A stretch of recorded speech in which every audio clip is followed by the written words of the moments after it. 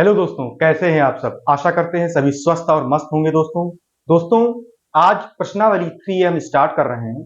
प्रश्नावली 3A का पहला क्वेश्चन है, आफ्ताब अपनी पुत्री से कहता है कि 7 वर्ष पूर्व मैं तुमसे 7 गुनी आयु का था।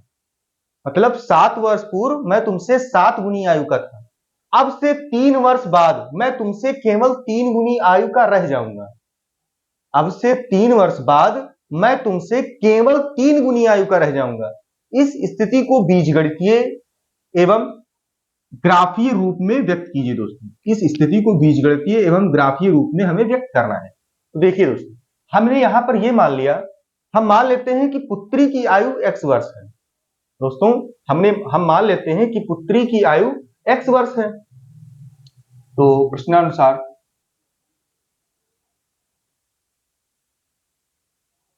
मान के देखते हैं दोस्तों, है ना। हमने क्या माना पुत्री की आयु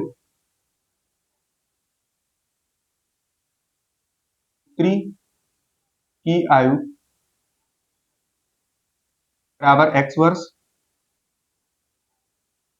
और पिता आफ्ताब की आयु मान लेते हैं, आफ्ताब की आयु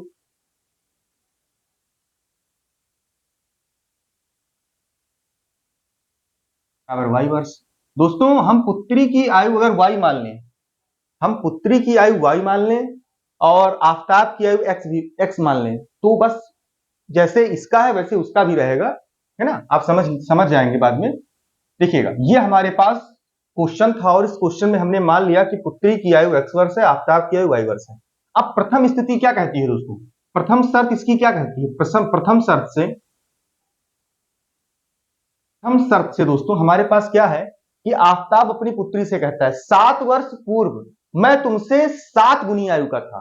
7 वर्ष पूर्व मैं तुमसे, 7 वर्ष पूर्व मैं तुमसे। दोस्तों देखिएगा, आफ्ताब कहता है तो 7 वर्ष पूर्व, जैसे अभी मान लीजिए दोस्तों, आप समझिएगा, अभी मान लीजिए किसी की आयु 10 वर्ष है।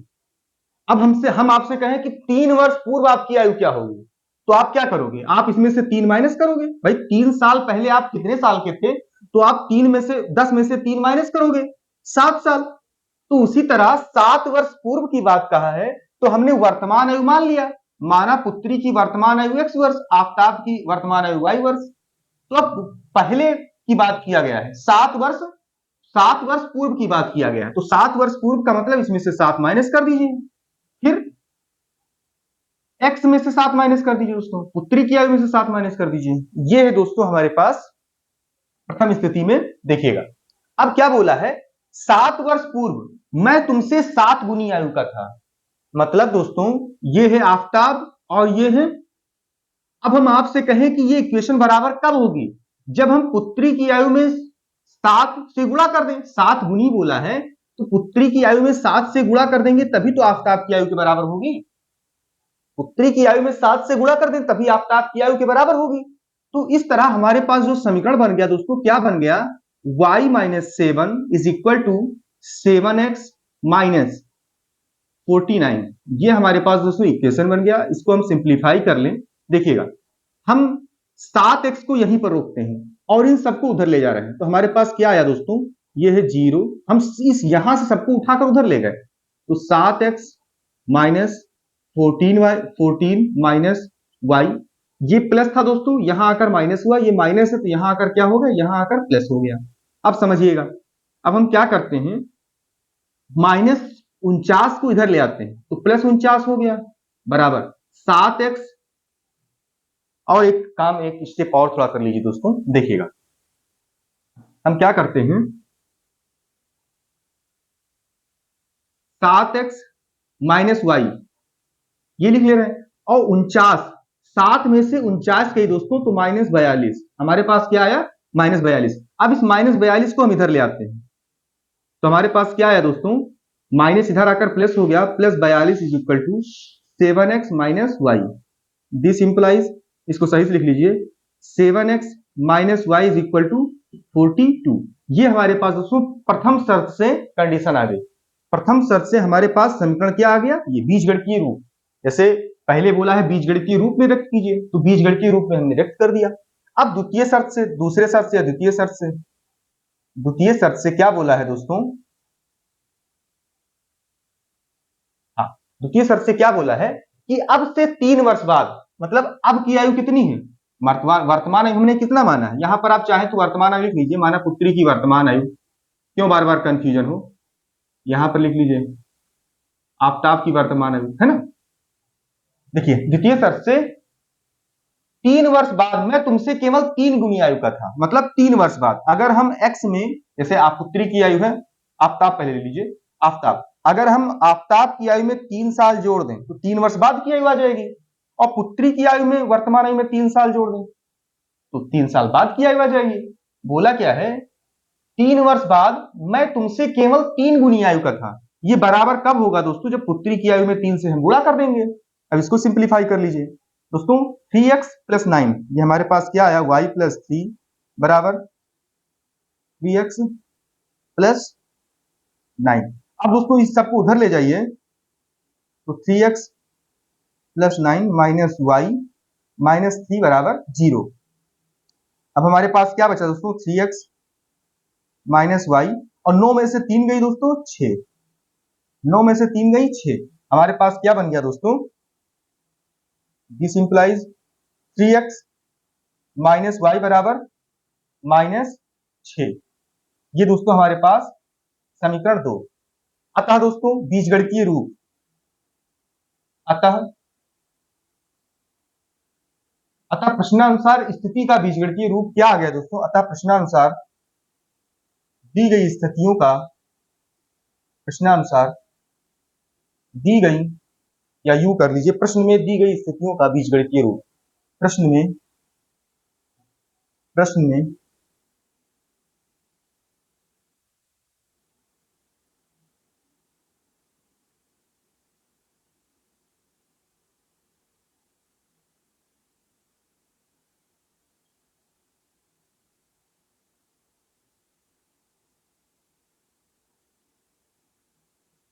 प्रश्न में दी गई स्थितियों का बीजगणितीय रूप है, क्या है दोस्तों, भाई इसको हम लिख लेते हैं, 7x माइनस वाई बराबर 42 और 3x माइनस वाई प्लस 6।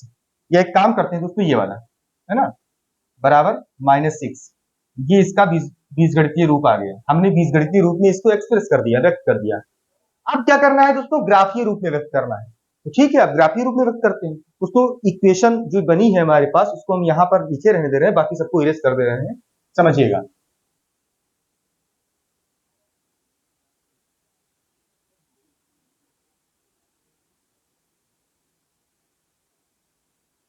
देखिएगा दोस्तों, हमें क्या करना है, हमें बीजगणितीय रूप, इसका ज्यामितीय रूप लेना है दोस्तों। देखिएगा यहां पर अब हमारे पास 7x हम यहां पर लिख दे रहे हैं, 7x माइनस वाई बराबर 42 और 3x माइनस वाई बराबर माइनस 6, बीजगणितीय रूप हम, ये हमारे पास है। अब हम ग्राफीय रूप में इसे व्यक्त करेंगे दोस्तों। देखिएगा दोस्तों, ये हमारे पास समीकरण 1 और ये समीकरण 2, ये हमारे पास समीकरण 1, अगर वहां भी हमने माना था तो वही चीज तो है, चाहे समीकरण 3 मान लीजिए, कोई दिक्कत नहीं। अब देखिएगा हम क्या करते हैं, समीकरण 1 से, समीकरण 1 का, समीकरण 1 के लिए इसको, समीकरण 1 के लिए टेबल, हम समीकरण 1 के लिए टेबल बना लेते हैं। देखिएगा समीकरण 1 के लिए टेबल बना रहे हैं, समझिएगा। देखिएगा दोस्तों, अब हम बहुत ध्यान से समझिएगा दोस्तों, इस वाले में हम अगर x, ये मान लीजिए x है, ये y है, अगर हम समीकरण 1 में x बराबर 0 रखते हैं, अगर समीकरण 1 में x बराबर 0 रखते हैं तो माइनस वाई बराबर 42, तो y बराबर माइनस 42 आया। अब समीकरण 1 में ही अगर हम y बराबर 0 रखते हैं, तो y बराबर 0 रखा तो 7x बराबर 42, तो x बराबर 7 छंग 42, तो 6 आ गए। ये हमारे पास समीकरण 1 के लिए टेबल आ गया। अब समीकरण 2 के लिए टेबल, समीकरण 2 के लिए टेबल उसको समझिएगा, समीकरण 2 के लिए टेबल दोस्तों, इसको लगाने के बहुत से तरीके हैं, लेकिन हमको जो सबसे अच्छा तरीका लगता है कि एक वैल्यू हमने 0 रख दी और हमारे पास बिंदु प्राप्त हो गया, है ना, 1 भी रख सकते हैं आप, 2 भी रख सकते हैं, है ना, अपनी सुविधा के अनुसार। देखिएगा अब समीकरण 2 के लिए, समीकरण 2 में ये x ये y, समीकरण 2 में x बराबर 0 रखेंगे, समीकरण 2 में x बराबर 0 रखेंगे तो y का मान माइनस माइनस प्लस, y का मान 6। फिर समीकरण 1 में ही y बराबर 0 रखेंगे दोस्तों, तो 3x बराबर माइनस 6, तो x बराबर 3 दूनी 6 माइनस 2, x बराबर दोस्तों हमारे पास क्या आ गया, x बराबर माइनस 2 आ गया। ये था दोस्तों हमारे पास समीकरण 2 के लिए। अब यहां से आप समझिएगा, अगर हम समीकरण 1 से बात करें तो ये क्या इंप्लाइज कर दिया दोस्तों, ये दो बिंदु हमारे पास 0 कामा माइनस 42 व 6 कामा 0, तथा दोस्तों ये वाला टेबल क्या इंप्लाइज कर दिया, क्या इंप्लाइज कर दिया दोस्तों, 0 कामा 6 और व माइनस 2 कामा 0। यहां समझिएगा दोस्तों, ये है एक्स अक्ष, ये है वाई अक्ष, ये है एक्स अक्ष, ये है वाई अक्ष, ये है एक्स अक्ष, ये है वाई अक्ष, ये है एक्स अक्ष, ये है वाई अक्ष। एक्स अक्ष पर, यहां समझिएगा दोस्तों, एक्स अक्ष पर y का मान सदैव 0 होता है, एक्स अक्ष पर y का मान सदैव 0 होता है और y अक्ष पर x का मान सदैव 0 होता है। मतलब एक्स अक्ष पर y का मान सदैव 0 होता है और y अक्ष पर x का मान सदैव 0 होता है। ये आपने कक्षा 9 में ज्यामितीय सेक्शन में पढ़ा होगा दोस्तों। तो हम इसी चीज को जो है ग्राफीय रूप से निरूपण करने जा रहे हैं। देखिएगा, हम पहले निर्देशांक देखिए,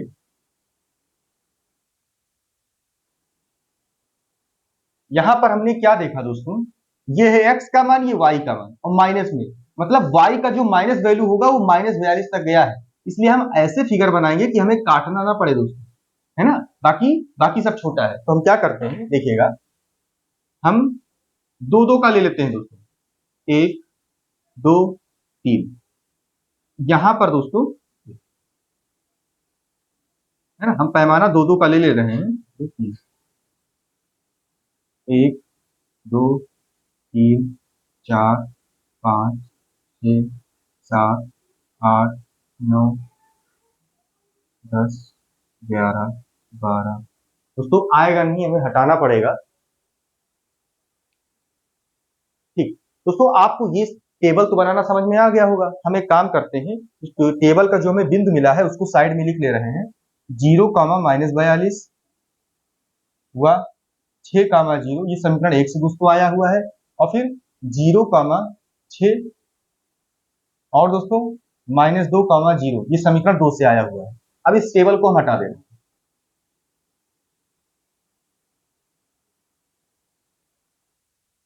इस टेबल को दोस्तों हम हटा दे रहे हैं। देखिएगा, हम क्या कर रहे हैं दोस्तों,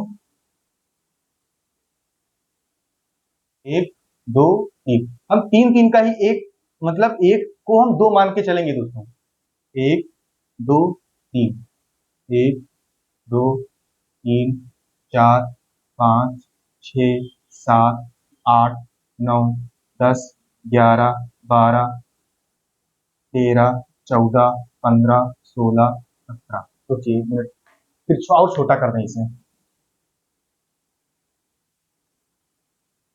देखिएगा दोस्तों,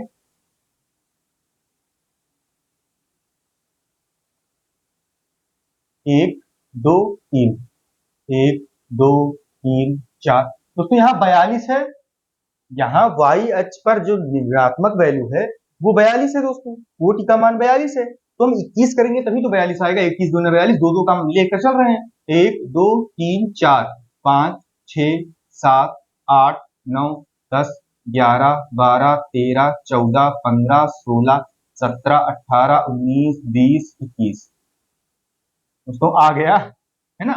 ये -1 -2 -3 -4 -5 -6 -7 -8 -9 -10 -11 -12 -13 -14 -15 -16 -17 -18 -19 -20 -21, 1 2 3 4 5 6 7 8 9 10 11 12 13 14 15 16 17 18 19 20 21, ये था दोस्तों हमारे पास y अक्ष का।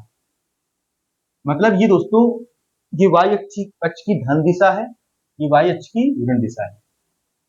देखिए ये दोस्तों x अक्ष है और ये x अक्ष की धन दिशा है, ये x अक्ष की ऋण दिशा है। ये y अक्ष है, ये y अक्ष की धन दिशा है और y अक्ष की ऋण दिशा है। आप समझिएगा 1 2 3 1 2 3। देखिएगा दोस्तों एक थोड़ा सा गलती हो गई क्योंकि हम 42 लेना है ना, तो हमने 21 तक तो लिया है, लेकिन दो का पैमाना मान के लिया है ना, तो इसको हम दो के मल्टीपल में लिखेंगे दोस्तों। देखिएगा ऐसे -2 -4 -6 -8 -10 -12 -14 -16 -18 -20 -22 -24 -26 -28 -30 -32 -34 -36 -38 -40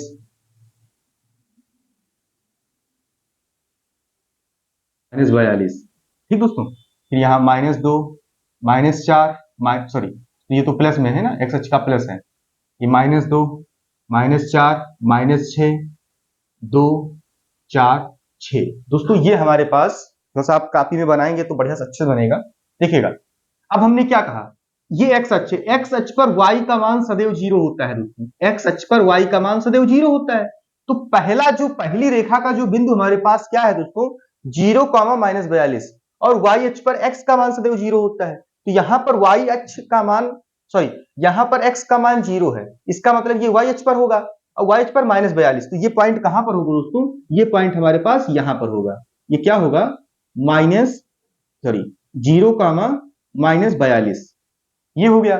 फिर 6, 6 चूंकि y अक्ष पर 0 है और y का मान 0 और x अक्ष पर y का मान सदैव 0 होता है और x का मान है 6, तो दोस्तों ये क्या हो गया, ये 6, 0 हो गया। अब हम क्या करेंगे दोस्तों, इसको मिला देंगे, थोड़ा सा की व्यवस्था जब कर लेंगे दोस्तों तो और बेहतर अच्छे से समझ में आएगा, है ना। बाकी आप समझ जाइएगा कि ये मिला हुआ है सीधी रेखा में। देखिएगा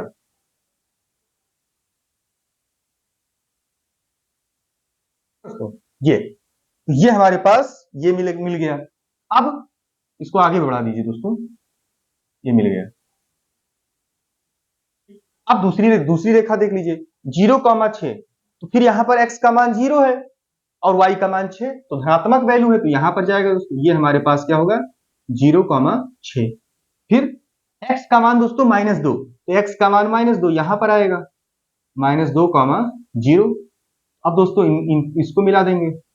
ये दोस्तों हमारे पास इसका ग्राफ है, ये हमारे पास क्या है, ये हमारे पास इस रेखा का ग्राफ है दोस्तों, है ना।